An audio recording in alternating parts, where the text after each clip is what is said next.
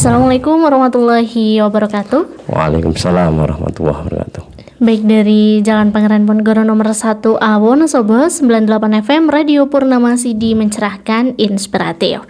Selamat sore sahabat Purnama Sidi dimanapun Anda berada. Jumpa kembali bersama kami dalam spesial sajian leluasa lebih luas seputar agama. Ya, tentu bersama dengan Dea dan juga bersama dengan narasumber kita dari Majelis Tarjih dan Tajdid Pimpinan Daerah Muhammadiyah Kabupaten Wonosobo bersama dengan Ustadz Maksun. Ya, baik, kita sapa Ustadz terlebih dahulu bersama dengan Cak Sun. Assalamualaikum Cak Sun. Waalaikumsalam warahmatullahi wabarakatuh Mbak Dea. Baik, Masya Allah, apa kabar Cak hari ini? Alhamdulillah, mudah-mudahan seluruh warga masyarakat Wonosobo juga diberikan kesehatan oleh Allah Subhanahu wa taala. Amin. Amin amin ya rabbal alamin. Dan spesialnya sahabat Purnama Sidi dimanapun Anda berada, untuk kesempatan kali ini kembali hadir sajian leluasa. Kita masih akan bincang-bincang seputar Himpunan Putusan Tarjih Muhammadiyah. Dan kemarin kita masih membahas tema yang luar biasa sekali, yaitu berkaitan dengan Kitabul Janaiz ya Cak ya. Baik. Jenazah. Iya, seputar fikih pemulasaraan jenazah ya. Dan kita juga pada kesempatan kali ini akan membahas mengenai bagaimana sih cara memandikan jenazah menurut Himpunan Putusan Tarjih Muhammadiyah. Ya, bersama dengan Ustadz Maksun SHIME, langsung aja kita tanya Ustadz. Monggo Cak Sun bisa menyapa kembali sahabat Purnama Sidi. Bismillahirrahmanirrahim. Assalamualaikum warahmatullahi wabarakatuh. Waalaikumsalam warahmatullahi wabarakatuh. Alhamdulillah wassalatu wassalamu ala Rasulillah la haula wala quwata illa billahil aliyil azim. Sahabat Radio Purnama Sidi, warga Muhammadiyah, seluruh warga masyarakat Wonosobo yang dirahmati Allah Subhanahu wa taala. Alhamdulillah sore ini kita bertemu kembali dalam kajian leluasa. Ya, lebih luas seputar agama. Insya Allah kita akan istiqomah setiap hari Jumat. Kita akan mengkaji beberapa putusan-putusan Majelis Tarjih Muhammadiyah, dan kita akan mulai dengan HPT. Insya Allah pada Jumat-Jumat kedepannya kita akan bahas putusan-putusan yang lainnya. Baik. Sore ini kita akan melanjutkan kembali pembahasan tentang Kitabul Janaiz di dalam HPT. Di pertemuan yang sebelumnya kita ini sudah 4 kali pertemuan, dan ini yang kelima. Kita sudah membahas tentang bagaimana sikap kita ketika ada keluarga kita yang akan meninggal. Baik. Ya, kita sudah membahas panjang lebar. Sebagai satu bentuk pengingat lagi, ya, yang pertama kita menunggu keluarga yang akan meninggal itu, kemudian mentalkinkan ya, jika memang masih ada kesadaran, sudah masih bisa diajak berbicara. Kemudian kita menghadapkan ke kiblat, lalu memejamkan mata dan mendoakan, kemudian menutupi dengan kain yang baik. Ini kalau sudah meninggal, ya. Kemudian melunasi hutangnya, menyegerakan perawatannya, dan mengabarkan kepada kerabat dan teman-temannya kaum musliminnya. Ini hal-hal yang sudah kita bahas di 4 pertemuan yang telah lalu. Baik. Nah, pada pertemuan sore ini kita akan bahas tentang kaifiyatul ghusli, tata cara memandikan jenazah itu seperti apa. Tentunya saudara sekalian yang dirahmati Allah, di dalam memandikan jenazah ini ada persiapan yang harus kita lakukan, ya. Di antara persiapannya itu sudah pasti ya, ada air bersih, kemudian ada air yang dicampur dengan sabun, ya, kemudian ada air yang dicampur dengan kapur barus, ya, lalu kemudian ada handuk. Kalau kemudian misalnya ada hal-hal yang membuat kalau di rumah sakit itu mesti pakai sarung ya, sebagai safety itu ya. Ini diantara persiapan teknisnya. Baik. Kemudian yang kedua, Karena biasanya ya nek ono sapa wae banyak air ya, mungkin nggak ada masalah, nggak ada kendala. Tapi mungkin kalau di beberapa daerah yang kesulitan air itu kan harus ngangsu, ya. Jadi air ini disiapkan betul. Kemudian yang kedua harus disiapkan pula tempat memandikan jenazah. Ya, tempat memandikan jenazah. Ya kalau kamar mandinya luas, gitu ya, ya dimandikan di kamar mandinya sendiri. Ya kan? Tapi umumnya kamar mandi itu kan ukurannya berapa ya? Kira-kira dibuat apa untuk memandikan jenazah itu ya agak kesulitan katanya ya. Maka bisa mencari tempat yang agak luas di depan rumah atau di belakang rumah, di samping, yang jelas tanah kosong yang memungkinkan tidak bisa terlihat. Sehingga memang harus ditutup dengan rapat. Ya. Jadi karena ini juga menyangkut aurat ini, sekalipun sudah meninggal, Islam itu begitu memuliakan ya tentang jasad ini. Jadi yang disiapkan adalah tempat memandikan jenazah itu dipastikan tidak terlihat oleh orang lain. Ya, jangan sampai malah ditutupi macam-macam misalnya gitu kan.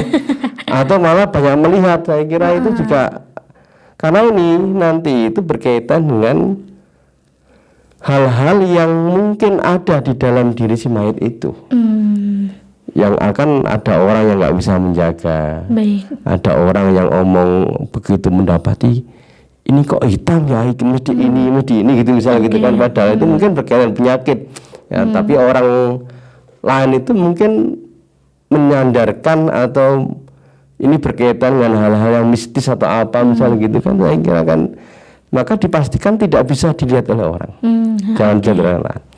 Ya kalau ada yang melihat ya diobrak, ya gitu ya. Jadi apa namanya, pojok-pojok kira-kira gitu, harus ada yang jaga itu, karena jangan sampai aib si mayat ini menjadi diketahui oleh banyak orang. Nah yang ketiga, ini juga sangat penting, mempersiapkan siapa yang mandikan. Gitu kan. Jadi mempersiapkan orang yang akan mandikan jenazah itu. Tentunya enggak hanya apa namanya sembarang orang, sing apa namanya, sing nganggur gitu ya. Ya dipastikan mereka yang paham hukum. Ya agak paham hukum supaya apa? Supaya tadi kalau dia paham hukum, kalau dia diberikan tugas untuk memandikan kan dia tidak akan menceritakan yang dilihatnya itu kan gitu ya. Itu kalau dia paham hukum, maka dipastikan yang memandikan itu paham hukum. Ya. Kemudian hal yang pokok juga yang memandikan keluarga dekat. Ya, keluarga dekat itu apa namanya, anak misalnya gitu kan. Kemudian bagaimana ketika yang meninggal itu perempuan misalnya gitu. Nah, ini juga penting ya. Jadi yang memandikan itu harus sama dengan yang meninggal. Kalau yang meninggal itu perempuan, yang mandikan perempuan. Kalau yang meninggal itu laki-laki, maka yang mandikan laki-laki. Ya kan? Kecuali ada pengecualian. Dibenarkan seorang suami ya, atau suami istri gitu ya, saling memandikan satu sama lainnya. Jadi misalnya suaminya meninggal lebih dulu, maka istrinya ya yang memandikan, mungkin dibantu dengan anak laki-lakinya misalnya begitu kan, dibantu dengan itu ya. Jadi ada pengecualian itu. Kemudian anak laki-laki dengan ibunya misalnya gitu ya, ya ibunya meninggal, kemudian yang memandikan anak laki-lakinya itu di dalam konteks hukum juga akan dibolehkan. Sekalipun itu bagian dari mahram, karena ada sesuatu yang memang apa ya, itu bisa menimbulkan banyak inilah mafsadah ya. Tetapi dalam konteks yang memandikan istri kepada suaminya dibolehkan, yang memandikan suami terhadap istrinya dibolehkan. Nah, ini ada pengecualian seperti itu. Atau yang memandikan itu orang yang ditunjuk oleh orang yang meninggal itu. Jadi ada wasiat. Baik. Ya, misalnya dia punya saudara perempuan 4. Engkau yang mandikan si fulan yang gitu ya. Maka itu ditunaikan. Baik. Ya, jadi ini harus disiapkan betul siapa yang memandikan itu. Ya, jadi yang paling pokok adalah keluarga dekat, kemudian yang paham hukum-hukum agama, kemudian mayat pria dimandikan oleh pria, ya laki-laki dimandikan laki-laki, perempuan-perempuan, kecuali ya mayatnya suami istri, ya itu bisa mereka saling memandikan. Baik. Nah, ini berdasarkan satu riwayat. Ada satu riwayat dari Asma binti Amis radhiyallahu anha. Anna Fatimah radhiyallahu anha awsat ayyaksilaha Aliyun alaihissalam. Jadi Fatimah, ya putri Rasulullah, istri dari sahabat Ali bin Abi Thalib itu berwasiat. Ya, apa wasiatnya? Supaya ketika ia meninggal, Ali yang memandikan. Ya kan? Jadi ini suami istri kan ya. Dan sebaliknya, bisa jadi yang memandikan ketika Ali wafat, maka Fatimah yang memandikan. Kemudian riwayat yang lain di Asma bin Amir juga, antaghsilahu wasta'anat bi Abdurrahman bin Auf li dha'fiha wa lam yunkirhu ahadun. Jadi Asma binti Amis itu supaya memandikannya. Jadi Abu Bakar berpesan kepada istrinya agar Asma binti Amis itu supaya memandikannya. Kemudian apa? Asma ini minta pertolongan pada Abdurrahman bin Auf karena usianya telah tua serta tiada yang menyangkal tindakannya. Artinya Abdurrahman bin Auf ini juga orang yang paham agama. Ini bisa ya laki-laki memandikan jenazah laki-laki. Baik. Kemudian riwayat yang lain bahwa ada hadis dari Aisyah, ya. Hadis dari Aisyah itu mengatakan, la istaqbaltu minal amri mastadbartu ma ghasala Rasulullah sallallahu alaihi wasallam ghairu nisaihi. Seumpama aku dapat mengulangi barang yang telah lampau, ya ini kata Aisyah, pastilah yang memandikan Rasulullah itu hanya istri-istrinya. Jadi boleh suami istri memandikan suaminya atau sebaliknya, ya. Jadi ada banyak riwayat termasuk misalnya ini, ya, wali masakha min qouli sallallahu alaihi wasallam li Aisyah, ma darraki law mutti qabli la ghasaltuki wa salaitu alaiki wa dafantuki. Ya, apa halangannya seumpama kau mati sebelumku. Ya, ini ucapan Rasulullah kepada Aisyah. Ya, andai kata engkau meninggal sebelumku, akulah yang memandikan kau, mensolatkan kau, dan menguburkan kau. Nah, jadi ada pengecualian, tetapi berkaitan dengan anak laki-laki memandikan ibunya, ini tidak ada penjelasan, tapi yang jelas itu bisa menunjukkan banyak hal. Ya, ini hal yang pertama yang harus disiapkan ketika orang sudah meninggal. Yang paling pokok justru adalah siapa yang memandikan. Nah, umumnya itu yang memandikan kan kaum, ya. Ya, saya kira itu bagian dari adat, saya kira, ya. Baik. Adat. Biasanya kalau orang meninggal itu cari kaumnya. Tahu kaumnya, Mbak ya? Kaum itu mudin, ya.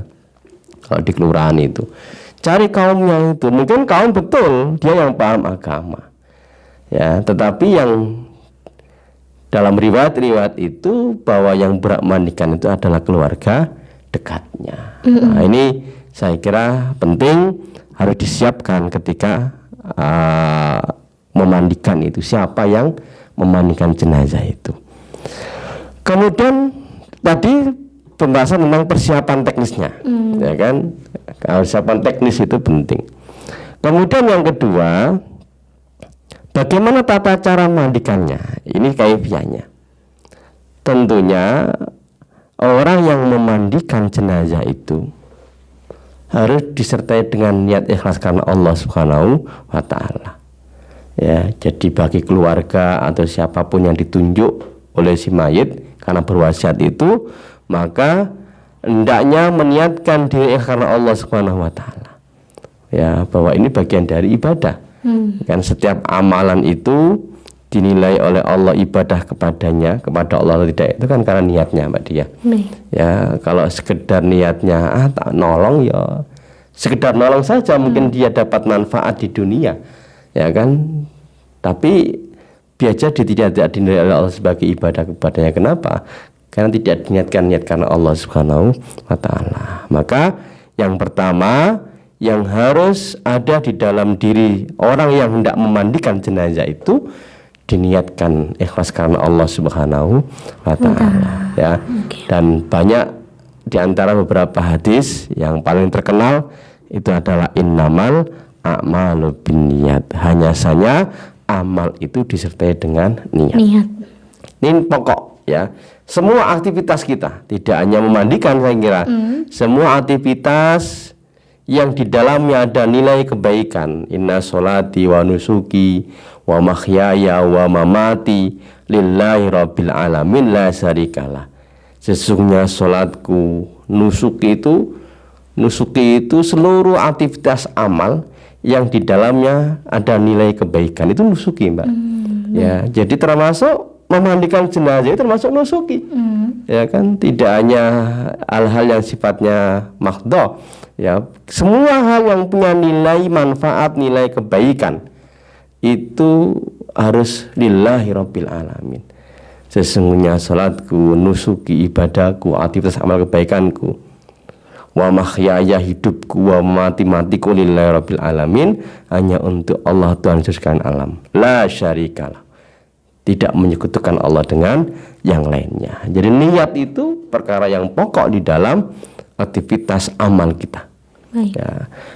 Kemudian yang kedua yang harus disiapkan ketika orang hendak meninggal, hendak memandikan itu adalah apa? Melepas pakaian jenazahnya itu. Tentunya tidak maksudnya melepas, mungkin kan jenazah ini masih pakai baju gitu ya, Mbak, ya. Ya, masih pakai baju, ya, masih kaosan gitu ya, maka dilepas. Tapi ketika memandikan tidak kemudian dibuka, kan tetap gak boleh orang melihat aurat orang lain itu.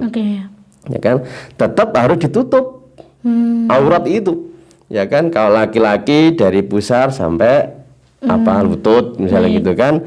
Kalau perempuan ya hampir sebagian besar ya kan, kecuali wajah dan tangan gitu misalnya gitu ya. Jadi tetap ditutup. Ya, ketika memandikan itu tidak kemudian dibuka biar gitu, enggak, terus ditutup. Ya, kalau tutupnya sekarang kan umumnya kan pakai apa ya, Mbak Dia ya? Jarik itu. Jarik. Nah, pakai jarik itu ya. Jadi tetap ditutup itu. Jadi maksudnya melepas pakaian itu pakaian yang dipakai sebelum ia meninggal. Ada pakai baju, pakai celana atau yang lain-lainnya. Itu kan ya biasanya karena sudah kaku gitu kan, mungkin dengan cara digunting kira-kira gitu ya. Ini yang kedua, melepas dan menutup aurat, melepas pakaian dan menutup auratnya. Jadi ketika mayat hendak dimandikan, hendaknya melepas pakaian dan menutup auratnya. Bagi laki-laki antara pusat dan lutut, dan bagi perempuan semua badannya kecuali wajah. Jadi tetap dalam kondisi tertutup. Jadi maksud melepas pakaian di sini adalah apa? Melepas pakaian yang dipakai sebelum ia meninggal. Ya kan? Mungkin masih ada perhiasan. Ya kan, ada perhiasan, ada cincin, ada kalung misalnya gitu, ada gelang atau apa-apa yang masih menempel, itu diambili. Ya, jadi melepas pakaian itu ya tidak hanya pakaian tapi juga apa yang mungkin dibawa oleh si mayat itu. Ya, ini yang kedua, tata cara yang kedua. Kemudian yang ketiga, setelah dilepas bajunya gitu kan, kemudian tetap dalam kondisi tertutup badannya, ya, dengan jarik begitu, maka posisi si mayit itu, jenazah itu agak didudukkan, mungkin nggak duduk kayak gini ya Mbak Dia, tapi agak diangkat sembari agak ditekan ininya, perutnya, supaya mungkin keluar sesuatu yang ya sebelum selesai semuanya. Ya, nekannya jangan terlalu keras, ya dipelirit saja sedikit gitu, kemudian biar jadi ada yang keluar apa tidak. Tapi ini bagian dari teknis yang saya kira penting. Jangan sampai sudah dibungkus, ya kemudian ada satu yang keluar. Ya, jadi posisi mendudukkan tidak kemudian seperti orang duduk, tapi hanya diangkat sedikit, ya, kemudian agak dipelirit begitu perutnya supaya keluar kotoran yang seharusnya keluar. Ya, jadi bukan duduk sebagian duduk ya, karena kalau duduk susah. Ya sedikit agak diangkat, ya supaya memudahkan untuk mengeluarkan kotoran agar tidak keluar setelah dimandikan begitu. Ya, ini teknis yang kedua. Nah, kemudian yang keempat berkaitan memandikan ini apa?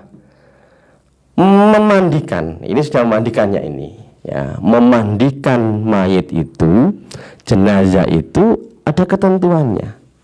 Ya, orang jebar-jebur misalnya begitu kan, ya, atau misalnya menggunakan selang atau apa misalnya, ya, memungkinkan saja. Ya. Nah, memandikan mayat atau jenazah itu kalau mengacu kepada beberapa riwayat itu hendaknya dimulai dari bagian kanan dan tempat wudhu. Jadi mendahulukan yang kanan. Ya, sebagaimana orang berwudu kan, ya mendahulukan yang kanan. Sekalipun memang ada begini, Mbak Dia, di beberapa kitab fikih itu, misalnya fikih sunnah itu, memang memasukkan wudu sebelum dimandikan.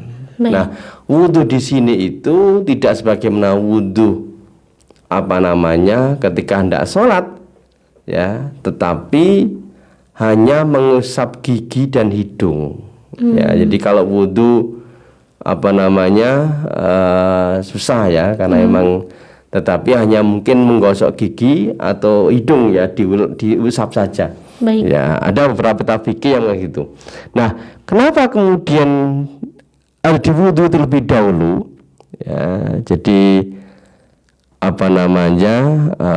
alasan beberapa kitab fikih memasukkan wudu dulu sebelum dimandikan itu agar tujuannya adalah memperbarui tanda bagi orang mukmin berupa cahaya yang terpancar pada hari kiamat. Jadi supaya ada asar, ya, min asaril wudu itu supaya tetap ada.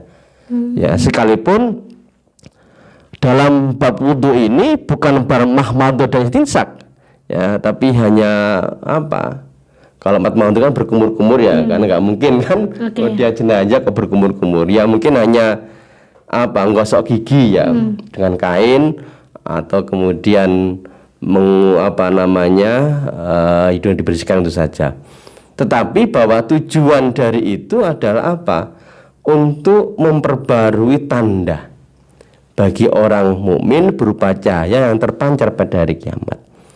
Ya, jadi makanya kata Nabi itu fal yutilu hurratahu, maka hendaklah memperpanjang cemlorotnya. Apa cemlorot itu, ya? Cahayanya. Ya, jadi ini kan mengisahkan bagaimana umat Nabi itu bisa dikenali oleh nabinya. Ya, maka Nabi menggambarkan jika ada kuda hitam, di tengah-tengahnya ada kuda putih, itu saya bisa melihatnya. Disitulah kemudian itu umat saya. Nah, putih di sini digambarkan sebagai min asaril wudu itu. Ya, maka hendaknya memperpanjang nguratuhu itu, cemlorotnya itu. Maka ketika wudu harus sempurna, supaya cahaya itu panjang. Nah, di kitab fikih termasuk fikih sunnah itu memasukkan wudu terlebih dahulu sebelum mandikan. Tetapi di APT tidak memasukkan wudu terlebih dahulu, tapi langsung dimandikan. Baik. Ya kan, jadi kalau putusan HPT itu memandikan mayit ya langsung tidak didahului dengan wudhu, tetapi dimulai dari sisi kanan, bagian kanan dan tempat wudhu dengan bilangan ganjil. Oke. Ganjil itu kalau di dalam riwayat itu menggunakan 3, 5 atau lebih dari itu. Ya, jadi ini ya ganjil ya. Kalau misalnya berkaitan dengan berapa kadar air yang digunakan untuk memandikan jenazah itu tidak ada ketentuannya. Baik. Ya harus 3 ember besar, enggak juga. Oke. Ya kan, sebagaimana orang berwudu. Orang berwudu juga enggak ada ketentuannya harus berapa kadar air yang dengan berwudu. Ya, kalau misalnya seluruh anggota wudu yang wajib itu bisa dibasuh ya sudah cukup itu, walaupun hanya 1 botol minuman misalnya gitu kan. Ya itu sudah cukupkan. Dalam bab pemandikan juga sama. Memandikan jenazah nggak ada ketentuannya berapa kadar air yang digunakan, hanya saja di dalam beberapa riwayat itu ditentukan ganjil. Ya, ganjil itu 3 kali siramannya mungkin begitu ya, dari kanan dulu, ya kemudian digosok pakai misalnya begitu ya. Ya, jadi 3 atau 5 kali atau lebih dari itu. Ya kalau dianggap kecukupan misalnya udah bersih ya bersih misalnya gitu kan ya. Nah, ini berdasarkan satu hadis. Hadis dari Ummi Atiyah. Qala Rasulullah SAW fi ghusli ibnatihi. Ya, ibnatihi. Ketika anak perempuan beliau dimandikan. Ibda'na bimaya miniha wa mawadi'il wudu'i minha. Mulailah dengan anggota kanannya dan anggota wudunya. Ya, jadi ini berkaitan dengan tata cara. Ini kalau nggak paham kan gebiar-gebiar saja ya. Makanya di masyarakat itu memang kemudian ketika ada orang memandikan jenazah itu yang dipanggil kaum. Oke. Karena kaum itu dianggap mungkin yang paham agama ya. Jadi dimulai dari anggota kanan ya dan anggota wudhu. Kemudian berkaitan dengan bilangan ganjil ketika memulai memandikan itu, ini juga berdasarkan riwayat dari Ummi Atiyah. Ya, saya bacakan dari Ummi Atiyah. Dakhala alaina Rasulullah SAW khina tufiyat ibnatahu faqala iksilna salasan au khamsan au aksar min dalika. Ya, jadi mandikanlah ya ketika anak perempuan beliau meninggal wafat, lalu kemudian Rasul mengatakan mandikanlah ia 3 atau 5 kali atau lebih dari itu. Artinya mungkin guyurannya ya Mbak ya. Guyurannya itu ya. Kemudian nah ini tadi di awal saya katakan kaitan persiapan teknis tadi itu, hendaknya menyiapkan juga bima'in wasidrin, air yang dicampur dengan daun bidara. Ya, jadi air bersih, air dengan daun bidara. Ya kalau dulu kan mungkin nggak ada sabun ya, mungkin daun bidara itu mungkin sudah mewakili sabun ya biar keset gitu ya. Kemudian pada akhirnya kemudian dengan air yang dicampur dengan kafuron, ya dicampur dengan air kapur ya supaya wangi gitu misalnya begitu kan. Baik. Nah ini berkaitan dengan cara memandikannya ya. Jadi yang pertama tadi supaya memulai memandikan itu dari bagian kanan. Baik. Dan dengan bilangan ganjil, bagian kanan dan anggota wudhu, kemudian dengan bilangan ganjil, ya bisa 3 kali, 4, 5 kali atau lebih dari itu. Ya, artinya ini sesuai dengan kebutuhan gitu ya, jangan sampai boros. Karena dalam konteks fikih air Muhammadiyah itu yang di Terbitan Muhammadiyah juga nggak boleh boros di dalam bab air. Bahkan wudhu pun kita nggak boleh boros Oke. Sekalipun itu miliknya sendiri. Apalagi berwudu di masjid ya milik masyarakat umum. Itu lebih dilarang lagi ya. Jadi ini berkaitan dengan memandikan mayat. Jadi lagi dimulai dari bagian kanan, anggota wudu, dan dengan bilangan ganjil. Ya, ini mungkin cara menyiramnya. Ya, saya kira itu dulu, Mbak Dia, berkaitan dengan kaifiyatul ghusl mayit, bagaimana tata cara memandikan jenazah. Oke, baik. Oke, Cak Sun, ini dia kembali mau tanya ya, Cak ya. Tadi kan dimulai dari bagian kanan ya, Cak, anggota wudhu. Nah itu apakah wudhunya itu diselesaikan seperti wudhu pada umumnya gitu, Cak? Ataukah kita mengawali saja dari kanan, kemudian di kiri selanjutnya kayak gitu, Cak? Iya. Jadi memang di dalam, tadi saya katakan, di dalam kitab fikih yang lain termasuk fikih sunnah itu sebelum memandikan itu memang dimulai dengan wudhu. Baik. Ya, wudhu mayit itu tentunya tidak sebagaimana wudhunya ketika orang mau sholat. Ya, itu di fikih sunnah itu disebutkan. Tetapi di HPT tidak dimasukkan wudhu, tapi apa? Langsung memandikan, dimulai dari anggota badan kanan dulu selesai, baru kemudian anggota kiri. Oh, baik. Ya, jadi berurutannya begitu. Jadi kanan selesai, ya baru kemudian kiri. Ya, jadi ini berkaitan dengan teknis. Tentunya 3, 5 dan lebih dari itu kan kaitan dengan kebutuhan ya. Kan nggak mungkin misalnya kalau orang sakit ditunggoni itu nggak mungkin kemudian nggak mandi sama sekali kan itu ya Mbak ya. Jadi pasti ya diseko ya apa? Seko ya. Diseko. Tahu ya Mbak ya. Diseko itu kalau misalnya nggak dianggap bisa mandi itu ya. Atau kalau misalnya ada penyakit yang berat ya pastilah sudah ditangani sedemikian rupa sehingga kemudian tidak perlu kemudian sampai apa berlebih di dalam penggunaan air. Ya bagaimanapun juga itu juga bagian dari israf. Ya, berlebih-lebihan itu tidak hanya dalam bab makanan, dalam bab wudhu air, menggunakan air pun itu dilarang. Makanya di dalam fikih air yang diputuskan di Muhammadiyah itu air itu tidak dimasukkan di dalam HPT bab 1 Mbak Dia. Kenapa? Karena air itu tidak hanya sekedar dipakai untuk wudhu. Air itu bagian dari kehidupan. Harus dijaga, jangan sampai kemudian terbuang begitu saja sia-sia. Kira-kira gitu Mbak Dia. Luar biasa Cak Sun. Ya Cak Sun, dia mau kembali tanya ya Cak ya, ini yang biasanya ada di masyarakat gitu ya Cak ya. Tadi berhubungan dengan air. Kalau air itu kan tidak ada batasan ya Cak, jadi secukupnya. Nah ini biasanya kalau di desa-desa nih Cak ya masih sering dijumpai bahwa airnya tuh harus pakai air hangat gitu loh Cak. Nah itu bagaimana Cak? Apakah harus air hangat ataukah boleh pakai air dingin seperti itu? Sebenarnya di dalam konteks memandikan jenazah itu memang tidak ada ketetapan dalil menggunakan air hangat atau air dingin. Ya, hanya disebutkan dengan mandi itu umumnya menggunakan air. Baik. Ya kan gitu ya. Termasuk dalam bab wudu. Ya, dalam bab wudu pun sebenarnya bolehkah wudu dengan air hangat? Boleh. Ya, jika memang dalam kondisi hal-hal yang memang membuat orang itu ketika pakai air dingin itu menyebabkan sakit misalnya gitu kan.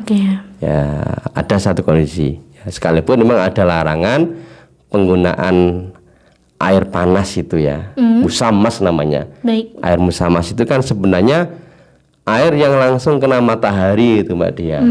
Yang itu panas. Bagaimana dengan heater? Ya, air godokan itu. Jadi penggunaan air hangat itu dibolehkan ya kalau memang ada kondisi-kondisi yang membuat si mayat itu membutuhkan air itu. Mungkin alasannya kan kasihan kedinginan misalnya gitu kan ya. Bisa jadi seperti itu. Ya, kira-kira gitu Mbak Dia. Baik, terima kasih banyak Cak Sun ya. Ini luar biasa sekali pembahasannya, rinci dan tentunya menjadi pengetahuan bagi kita bersama ya Cak ya. Kalau dia dulu tahunya ketika memandikan gitu ya Cak ya, tidak tidak harus di kanan dulu kayak gitu. Boleh misalnya dan sering dijumpai juga kalau di desa itu kan ada yang sampai ngerebus banyak ember gitu ya Cak ya, maksudnya pakai air hangat kayak gitu. Nah apakah itu tuh memang dianjurkan ataukah sebenarnya pilihan aja seperti itu? Jadi tidak ada ketentuannya ya kan, apakah air hangat atau air dingin. Jadi, tapi bahwa dalam konteks orang itu berwudu itu juga dibolehkan menggunakan air hangat itu. Baik. Ya, dibolehkan. Kalau misalnya ada kondisi yang Kondisi uzur tertentu. ya. Tetapi ada keutamaan berwudu dalam kondisi yang sangat sangat yang nggak disukai. Kondisi dingin itu juga banyak keutamaannya gitu loh, Mbak. Ya, jadi berwudu dalam kondisi al-makari, ya kondisi yang memang nggak disenangi karena dingin gitu, tetap menggunakan air dingin itu juga ada keutamaannya. Ya, jadi sama juga misal gitu ya dalam konteks mayat kan juga kroso apa misal gitu kan, wis mayat gitu ya. Tapi bahwa dibolehkan ya ketika mungkin ada 3 ember gitu ya. Ember pertama itu mungkin air dingin dulu atau air hangat dulu, air panas air dingin, kemudian ada air hangat. Tapi yang jelas ketentuannya adalah bahwa di dalam memandikan jenazah itu satu bahwa dia harus menggunakan dengan cara ganjil, jangan 3, 5 atau lebih dari itu. Kemudian yang kedua, ya karena mandikan kan dengan air, beda misalnya kalau tayamum, ya kan dengan air. Kemudian daun bidara, ya dicampur gitu ya. Baik. Kalau sekarang mungkin menggunakan sabun, ya kan. Dan yang terakhir dengan kapur barus, ya mungkin juga untuk menghilangkan bau misalnya gitu ya. Kalau misalnya aja di antara jenazah itu yang memungkinkan ada penyakit apa misalnya begitu. Kira-kira gitu Mbak Dia. Oke, baik. Ya, terima kasih banyak Cak Asun ya, cukup lengkap pembahasannya dan insya Allah masih akan kita lanjutkan di pertemuan berikutnya ya Cak. Ya, insya Allah. Ya, masih berkaitan dengan memandikan jenazah. Baik, terima kasih banyak Cak Asun untuk kesempatan kita pada sore hari ini. Mudah-mudahan Cak Asun dan juga keluarga selalu dalam keadaan sehat. Amin. Ya, mudah-mudahan sehat selalu dan terima kasih juga untuk sahabat Purnama Sidi dimanapun Anda berada yang selalu stay tune di setiap hari Jumat di jam 4 ya sampai selesai. Ya, terima kasih banyak atas kebersamaan Anda. Dia mohon pamit undur diri. Wassalamualaikum warahmatullahi wabarakatuh. Waalaikumsalam warahmatullahi wabarakatuh.